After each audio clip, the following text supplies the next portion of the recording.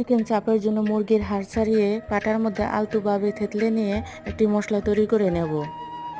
মশলার জন্য পরিমাণ মতো আদা রসুন বাটা, 1 চামচ মরিচ, হাফ চামচ হলুদ, হাফ চামচ ধনিয়া, 1 চামচ জিরে গুঁড়ো ও রেডিমেড 1 চামচ গরম মশলার গুঁড়ো দিব।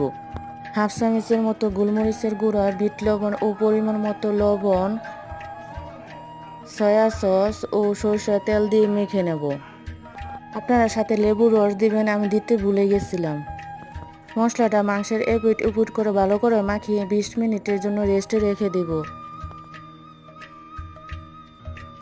20 মিনিট পর বেসনের গুঁড়ার সাথে মাংসটাকে 2 সাইডই ভালো করে মাখিয়ে নেব।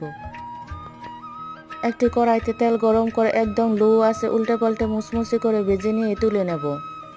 ভিডিওটি ভালো লাগলে সাবস্ক্রাইব করে পাশে থাকবেন। তৈরি হয়ে গেল আমার টেস্টি টেস্টি চিকেন চাপ। সবাই ভালো থাকবেন, সুস্থ থাকবেন, শুভকামনা। আল্লাহ হাফেজ।